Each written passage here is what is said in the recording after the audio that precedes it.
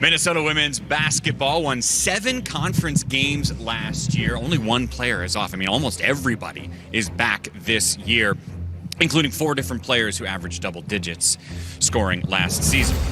We're happy to bring back one of those players, Gadiva Hubbard, who scored 11 points a contest last year, played almost 30 minutes every game, along with her head coach, Lindsay Whalen, joining us here in Indianapolis. And just to be clear, you want every question to go to Gadiva, right? That's what she asked. You know, she said that to me. She wanted to answer every question up here. So, yeah, I just, it's to me, it's all about the student athlete experience. Okay. And so when she came to me and said, when we get on Big Ten Network, I want to answer every question. To me, we've got to provide the student athletes with the best possible experience. So take it away, Diva. You got it. Okay, well, let's start with this. Gadiva, first question. What makes Gadiva Hubbard such a valuable part of your team, Coach? Well, that was good. That was good. Right? Yeah, you have been doing this for a long time. No, Diva's somebody who every day when I walk in the gym is somebody who I know what she's gonna bring. I know what she's gonna do for our team. She's somebody who is now our 4th year. So I came here your sophomore year. Yep. And so we've thankfully I've been able every year that I've been here, Diva's been here. And so she's somebody who I have a ton of trust in. Obviously you can tell she loves the game. She loves her teammates and she's somebody we're going to rely heavily on this season for sure. How different is she now from when she first came to the gig? Man, I think she's actually getting on us a little bit more. I mean, I'm definitely a player that likes to be yelled at a little bit. I like the motivation. It gives me, for some reason, I play a lot better. So she's definitely been getting on us a lot more. And that's working, is what you're saying, too. Oh, it's definitely working. It's not like she's getting at you because she's frustrated. It's actually working, yes. Oh, that's really good. When looking back on last year, what was really interesting, sometimes you'll see a team where it's like 5 or 6 players play 33 minutes, and then there's a massive drop-off, and there's no one else that can be relied on a team. You guys didn't have anywhere near that. I mean, there was no major drop-off in minutes play from one player to the next. Why do you think that was? Well, I think we established there when we were healthy, kind of in that middle part from, let's say right around after the new year through maybe the first week of February, where we were pretty healthy. That was a stretch we had last year where we were healthy. Everybody knows it was a crazy year last year. But, so I think we had good balance. I think we had really good balance. I thought we defended well during that stretch. I think we need to continue to take steps in that direction. But I feel like, to answer your question, I thought we had great balance. I thought we had, different players who complemented each other really well. Some of the bench players were able to come in, and we were able to go some different lineups that we felt really confidently in. Whether there was, maybe at that time there was 2 starters on the floor, but we felt confidently with some of the bench players that were able to come in. And, luckily for us, we have, 12 players back from last year's roster. So we have some continuity. We have players who know the system, know what's expected, and that's exciting for us. And I would think that helps in the very beginning of the season, Gadiva, because you all know each other. Last year was a rough start for you guys. I think it was like a 2-7 beginning of the season. How important is it this year in November and December to get on the winning track earlier? I think it just builds our confidence early, and I think that's really important, especially for our younger players. I think building up the confidence and then just rolling with that for the rest of the season will be good for them. Speaking of younger players, so Katie Baravich was a high schooler that was playing in the Big Ten and getting legitimate minutes. I don't understand how someone could do that. That seems like another world to me, that you're still, at that age, you're normally focusing on prom or, high school studies, and to be thrown into such a more adult culture like that. How did she progress through her time with the program? Well, her first attempted basket as a college basketball player was an NBA 3. So she came in. So her confidence was fine. Confidence was there from day one.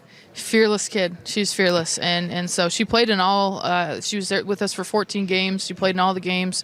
She actually started here in the Big Ten tournament, our game against Nebraska, and had, I think, like 14, 4-3 in that game, played like 36 minutes. So she's somebody who came in right away. And I think the first practice, I think she yelled "and one" at somebody. Yeah, so she, ton of confidence.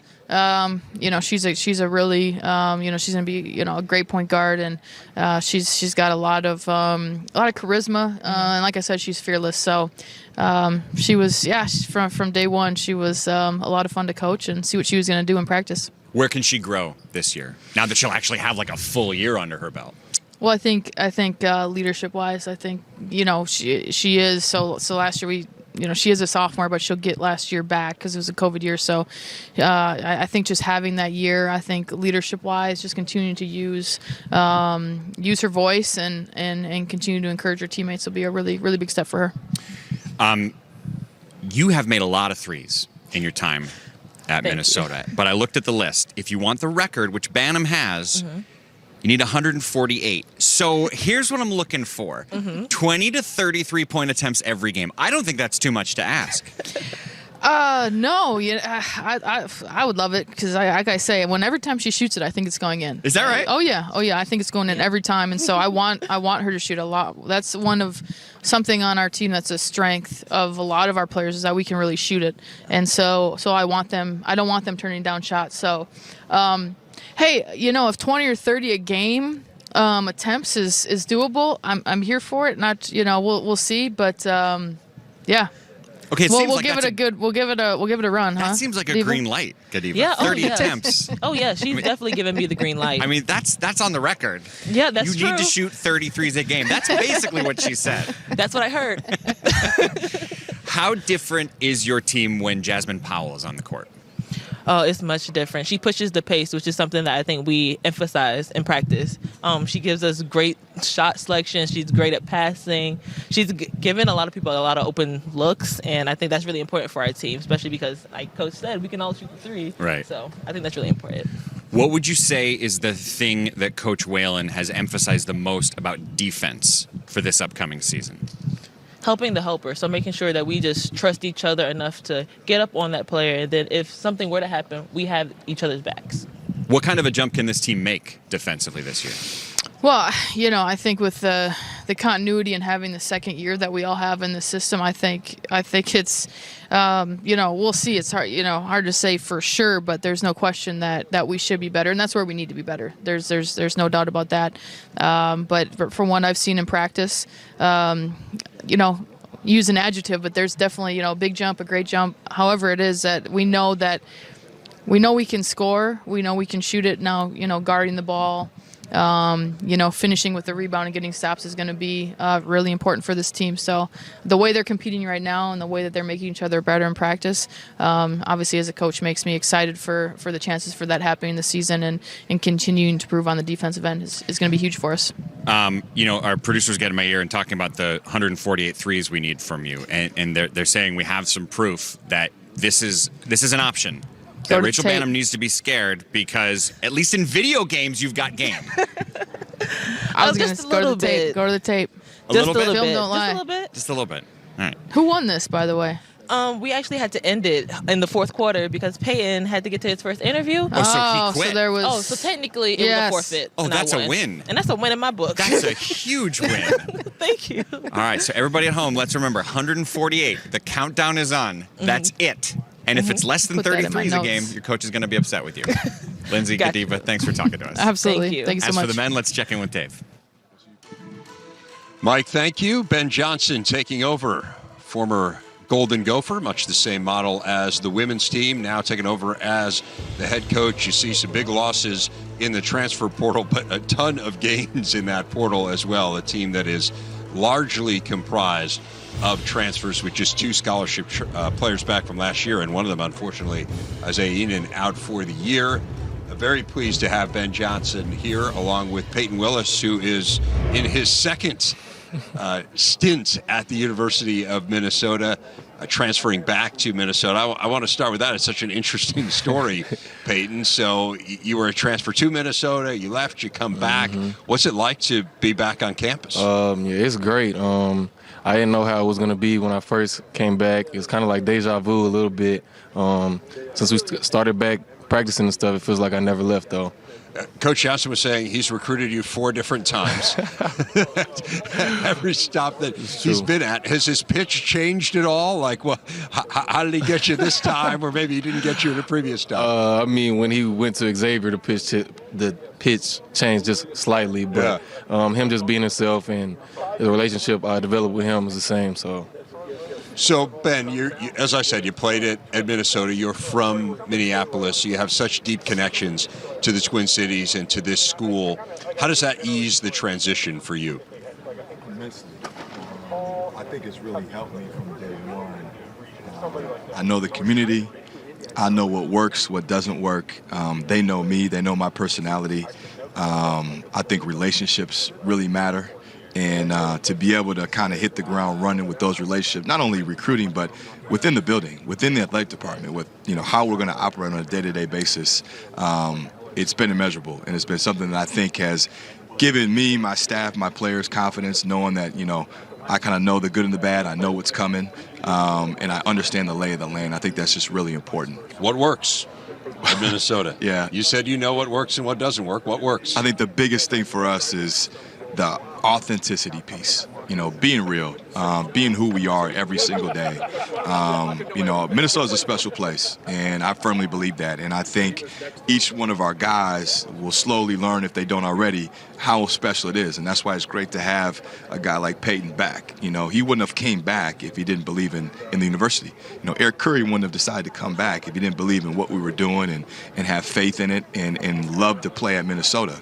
And so now you're teaching all of that, and you got 2 prime examples. You got a guy like myself who, grew up watching it and played in it and have coached in it, all saying the same thing. And I think that just adds to buy-in and what hopefully will make this a very special transition.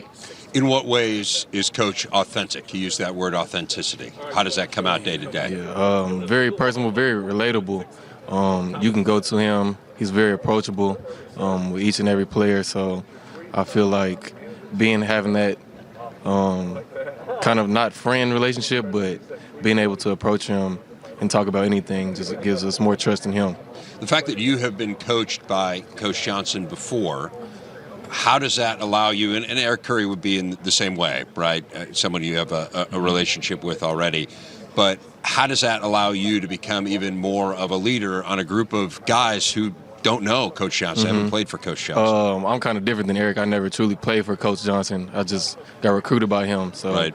But Eric talks about it every day. That's the reason he came back, because the kind of guy Coach Johnson is and the trust he instills in his players means everything. Yeah. Interested, you had said you knew what works and what doesn't work at Minnesota. What doesn't work? I think the biggest thing that works, and this will lead into what doesn't work, is you really have to be 2 feet in. The Twin Cities isn't necessarily for everybody. It's a big media market. There is expectations. There's also, social expectations. You got to be able to handle yourself the right way. Guys that are truly committed to getting better every single day. If you're not a player that loves being in the gym, probably not going to be the best place for you. I got a room and a gym full of guys that genuinely enjoy the process of getting better, enjoy the development, and don't want to skip steps, that want to come every day to practice with that mentality of we're going to compete, we're going to play the right way, we're going to grow, and we're going to do it as a team. What should we expect in terms of style of play? What is Minnesota basketball going to be defined by under Ben Johnson? I think a lot of things. I think obviously, we're all defined by winning. So it's we all know what good basketball looks like. And I think that's what we're trying to develop is good habits and have good basketball. We have great fans. We have great high school coaches, great AAU coaches. They all know what good basketball should look and feel like. We're big in development. That's something I talk to these guys with every day, that I want them to develop individually and develop as a team as the year goes on. The toughness aspect is huge with our program, both the mental and physical toughness, and then the team aspect. We've got to be the team of all teams, and those are going to be 3 staples of our program that these guys are laying the foundation to, that we'll be able to use as a launching pad to really take off. Payton, how about on each end of the court? What is this going to look like offensively? Are you going to get out and run? Are you going to be a half-court team defensively? What's the philosophy? Give us a sense of of what we can expect in terms of what the style looks like? Obviously, in the Big Ten, you have to be able to do both with the tremendous talented bigs that we have. We're going to be able to get out on a run. I feel like our strengths are our IQ and our unselfishness that we have, and our experience. We have a handful of guys that have had success at the mid-major level, and they have chips on their shoulders that they want to prove that they can do it here too. How do you build chemistry? I mean, you have this roster of guys who almost all have not played together. So how do you get them, first of all, how do you figure out where everyone fits in, and then how do you get them to embrace where they fit and become a team? Yeah, no, you're right. I mean, nobody has played together. Eric and Payton played together, what was it, 5 or 6 years ago in AAU, and that was it. So you're really building that chemistry piece from the bottom up. So what we really try to do in the recruiting process with the portal is, if you're going to take this many transfers and new pieces, they better be like-minded, and they better be like-minded on the court and off the court. If they don't have similar values and they're not like-minded, that's when ego can come into play. That's when agendas can come into play. And I get that. That's natural. So what we really try to do is find guys that all are similar and all want to get better, that all have the same kind of character, DNA makeup, and they all do it the way that we want to do it and the way we want to build. And that's offensively, defensively, that's academically, that's socially. And I think we've done a great job doing that. This team has come together from a chemistry standpoint way quicker than I would have ever guessed. I mean, it started before guys even got to campus with, a text chain that they got on their own. So that when they got here, I think they felt like they already kind of knew each other.